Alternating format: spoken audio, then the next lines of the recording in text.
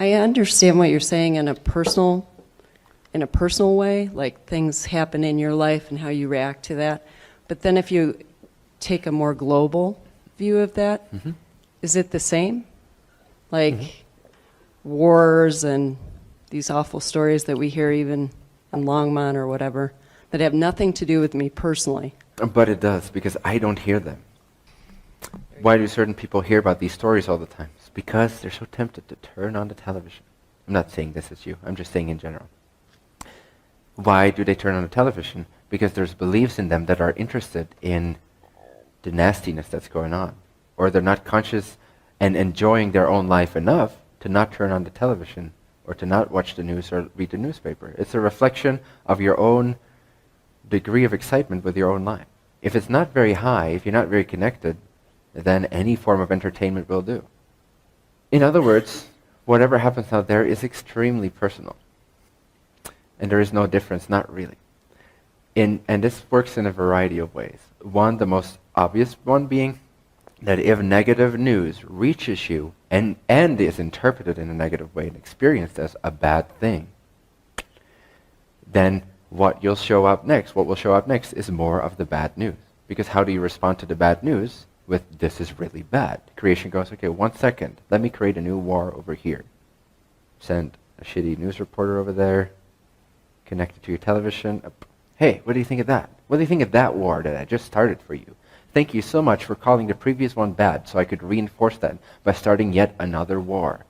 All the while, the person behind the television is being absolutely arrogant, not understanding that they continue to feed the negativity by feeling so selfless that they complain about how bad the world is, judging those that don't see it as bad at all. Again, not saying at all this is you. I'm just like taking this picture to the extreme and saying what I often see in people out there, especially those that don't come to my meetings, is that they feel so good about themselves. This is how low their excitement in their life is, okay? That they feel the most exciting thing for them is to feel really, really good about themselves, complaining about how bad the world is, and blaming happy people for being happy. If this is you, when we are excited, we're actually adding to a creation on a global scale that is excited. This is a law of the universe. If you're not happy, you're not helping. So check in. Doesn't matter how many kids you feed in Africa. Doesn't matter if you fed 10,000 kids. If you were unhappy all the time doing it, you were a destructive force. You did not help one bit except in the negative direction.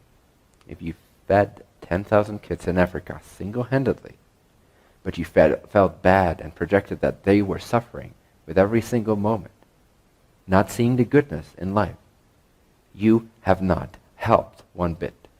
In fact, the second half of those 10,000 kids, the latter 5,000, have been your creation. They would not be starving if you were not unhappy with the first 5,000 kids you were feeding. This is how creation works. Take responsibility. If you want to be selfless, you need to shine. I know it's a paradox. Humanity does not agree.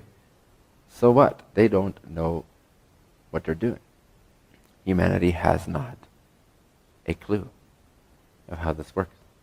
You've got to be happy. If you're not happy, you're not helping. It's a law of the universe. If you're not happy, you're not helping. You're helping, but in a negative direction, which is fine. You can do that.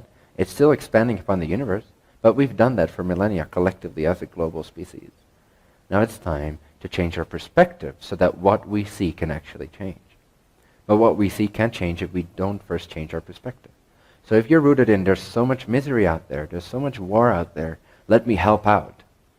It may seem like the most selfless thing to do, but it's more selfless to sit your ass down, turn off the television, and visualize what it feels like to already have an amazing planet right here, right now, being born inside of your chest. Now you're helping. Does that make sense? Physical help only goes so far. And I'm not saying not to physically help out and not to physically feed kids in Africa and not to physically whatever. That's all beautiful. But the extension of it has to be an extension of your joy and your benign perspective of the holistic value of life. And if you can bring that energy to the physical help, then it's a complete cycle and you'll actually be able to notice opportunities that will actually collectively on a very large scale make complete collective shifts. instead of continue to create the negative thing that you're feeding, literally and figuratively. So it does work on a global level, same as it works on a personal level. It just requires more personal levels to do the same thing, to understand the same thing. But again, more personal levels will understand this, the more you as a personal level understand this and are an example of this. And then very rapidly there's going to be this threshold, this tipping point, and in a way, in many ways we've already crossed this tipping point. But, every addition to the momentum in the upward spiraling energy is a very helpful one. And there's many thresholds that we're passing. As soon as there's a certain amount of beings that are part of a collective agreement that shift their understanding of the collective agreement will have to reflect this. If only one personal being in a very powerful way has very clearly eliminated all lack in their belief system, then they will start to live in a bubble reality that is, in a way, to an extent, detached from the collective agreements that the collective around them suffers from, is an unconscious victim of. And it will generate a universe where things work differently, even while seemingly being still inside this world with those other people that work in the old way. And that's why one can say, hey, wow, your life moves really fast. Or, I can't believe how happy you are at this funeral. Or, you start to really generate, the more clearly aligned you are with yourself, the more individuated your bubble experience of this collective becomes.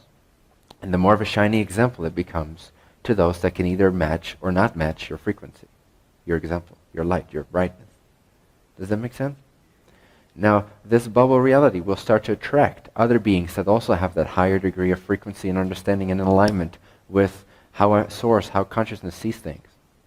And so, boom, they will, boom, boom, like water droplets being attracted to each other, turning into a bigger reality until it is the entirety of our civilization. So you've turned your personal bubble that was detached from the collective agreements into the new collective before you know it. At least into a sub-collective. But that can expand and expand into a total collective, and eventually it will, even if not everyone chooses to go along with that, they will form their own sub-collective, you will form your own sub-collective, and these frequencies will depart so far from each other that at some point you won't be able to hear, see, perceive, or experience each other ever again.